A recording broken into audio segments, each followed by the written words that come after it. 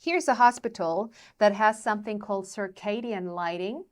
And it's actually a way of lighting the hospital and the patient's room in a way so that you get the blue light in the morning, which kind of wakes you up and makes you more alert. And then in the evening, you get more red light, which helps you to fall asleep, and you filter out the blue light. And during the day, you have more of that white-blue light.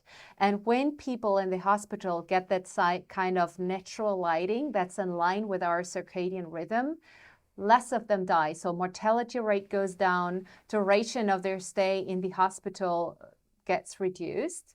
So that's pretty cool if you think about it.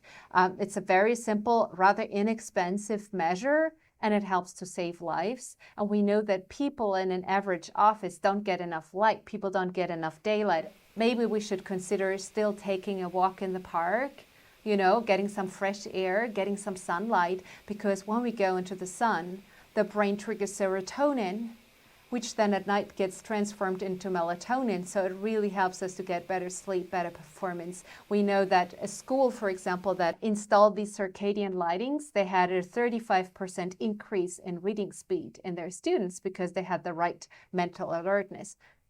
Easy way to do that, you can get one of these blue lights that people use for a seasonal affective disorder, put that next to your bed so you get that in the morning. And then in the evening, you could, in theory, install more red lights and less of the ones. And you can use blue light blocking filters. And there's lots of things you can do. But actually, there's a city in Germany called Bad Kissingen. And what they do is they call themselves the first chrono city, and everything there is based around circadian clock. So teenage kids can go to school later, which is in line with their circadian clock.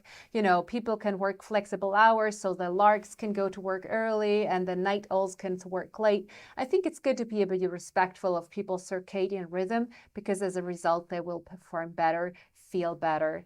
And it's quite cheap and it's quite easy to do, unless, of course, you work with crazy time differences, then it's a bit of a hassle, but can still be done.